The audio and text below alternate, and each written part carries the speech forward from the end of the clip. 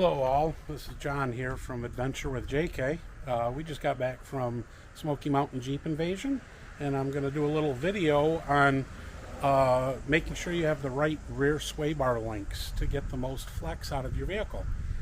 This Jeep here has metal cloak adjustable control arms and a 3.5-inch lift. I've been running for a year. Couldn't figure out why I'm not getting much articulation in the rear of the Jeep.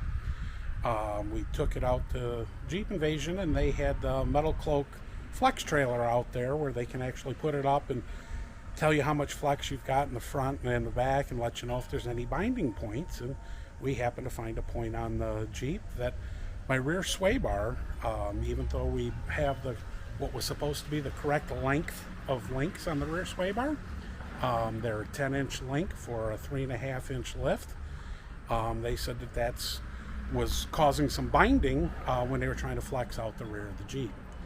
So basically we brought it home, took some measurements, found out that I needed to actually move the sway bar mounts to move the sway bar back, and then also go to a longer length link to get the full flex. When we had it on the trailer there, we were only getting 17 inches of flex in the rear of the Jeep when they put it on there.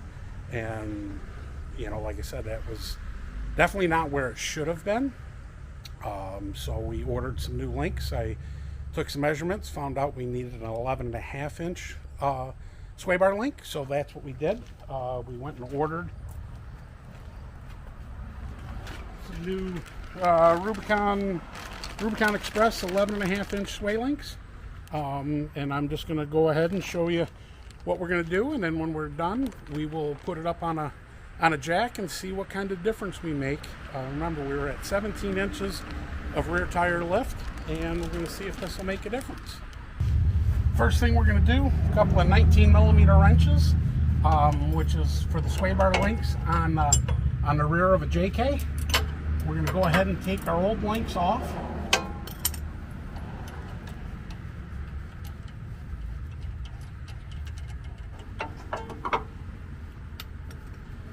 And now we're going to do the other side here.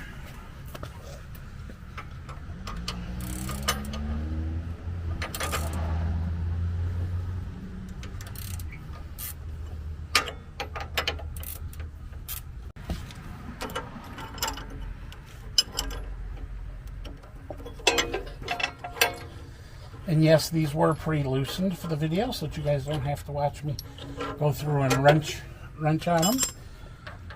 But basically what we're going to do is pull the links off. Next thing we did is, this is your rear sway bar on a JK.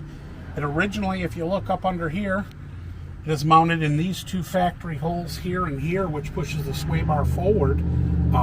Because when we lifted the Jeep, we also, with the adjustable control arms, were able to put the rear axle back to where it was supposed to be. But because of the angles, the sway bar, when it was coming up, and the links were actually up in here and were binding, and then at full droop the link wasn't long enough, allowing the sway bar for full flex. Now yes, you could run completely without a sway bar. We drive this Jeep quite a bit on the road. We've driven it from Michigan to Moab twice, 5,500 miles round trip. So, and we also pull a pop-up camper with it. It's something that we kind of wanted, a rear sway bar, so I went through and, like I said, did all my measurements. We've got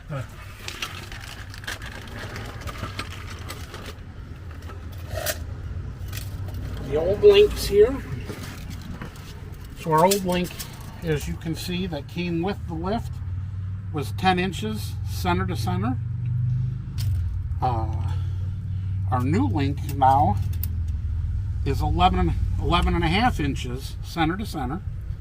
So it's going to give us a little bit more flex. And then by also moving the sway bar back, basically what I had to do is use the factory rear hole for the front, and then on the rear hole we had to drill and tap so that you could get the sway bar bolted back in to keep it so that we don't have any binding issues. So now we're going to go ahead and take the new links, put them in back here. Got to powder coat these.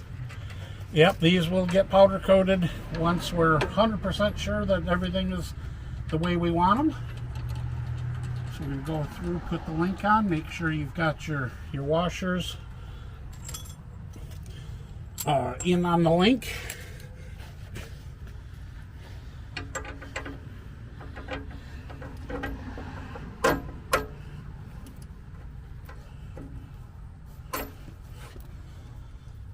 Go ahead and put the new link in.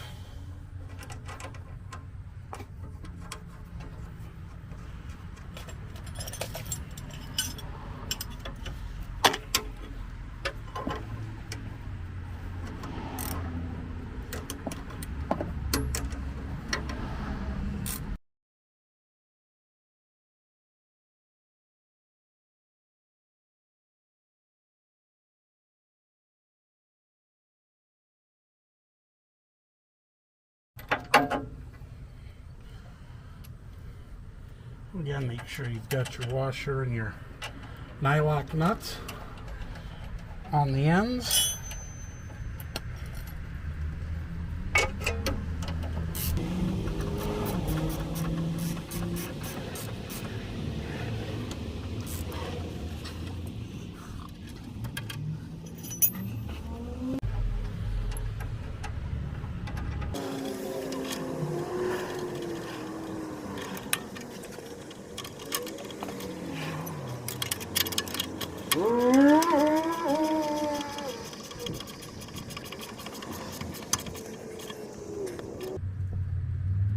And there we go. You just want to make sure that you got them good and tight on there with the nylock nuts. They won't back themselves off. So as you can see, I mean, that was a quick, 5-minute or less change. It was about a $35 purchase to get the correct length. This took a little bit longer to go ahead and drill this, like I said, to drill the rear hole, and then run a tap in it so that you could get the rear bolts to slide the bar back. But now this is closer to parallel, whereas before, when it was moved forward 3.5 inches, it would angle in here, and the links were actually catching on the back of the upper control arm mount, and that's where it was binding. It's something that we probably wouldn't have noticed. We took it on a, just a regular flex ramp and kind of and just been puzzled why we're not getting much rear flex out of the Jeep. And then having on a metal cloak trailer where they can actually lift each tire separately, they were able to pick it up and look, and we're able to check and see. We do have the correct length for both our, the extended brake lines and the ABS line, our ABS wires, to make sure. But that's basically about it. In a second here, I'm going to pull out the jack. We're going to jack this thing up on the rear and take a measurement and see how much extra flex we got out of the rear of this. Okay, what I'm doing here is just jacking it up by the control arm. Put a jack stand, make sure you got your locks in your jack stands, just to kind of get the tire off the ground some right now so that I can get it, hold it up in the air, let the jack down.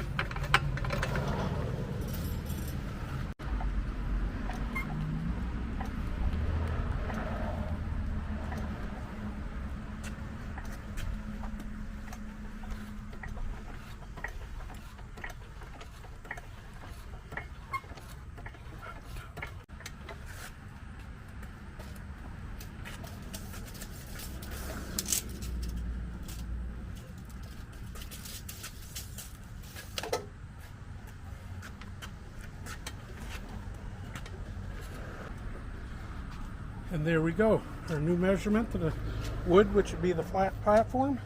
It's now at 24 inches. We just gained an extra 7 inches of stuff on the rear of this Jeep. As you can see, it's now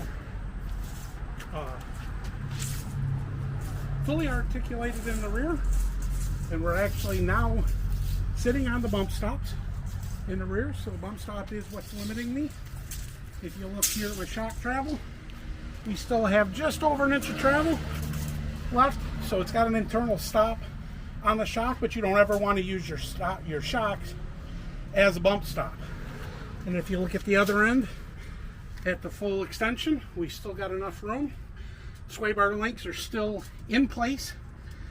Sway bar is doing what it's supposed to do. It's twisting to help hold everything. And yet, by simply changing to the correct link and moving the sway bar back the 3.5 inches, we gained 7 inches of extra lift on the rear tire. On the Metal Club trailer, again, we were saying they measured me to 17 inches, and we are now at 24 inches. So I think that's a big, huge improvement. If you like it, if you have any questions, leave it in the comments. But I'd say this is a nice, easy way to go through, and make sure you're getting the full articulation out of the lift kit that you paid for. Don't always assume that what comes with these kits is the exact sizes and stuff. They're making them kind of uniform. And like I said, this kit originally came with a 10-inch eye-to-eye link. We went to an 11.5 inch, and then because we moved the axle back slightly with the adjustable control arms, it was causing binding. We didn't realize it. Everything felt the same. It just didn't flex as much. So there it is. If you like it, please like and subscribe, and share the video. And until the next one, thanks.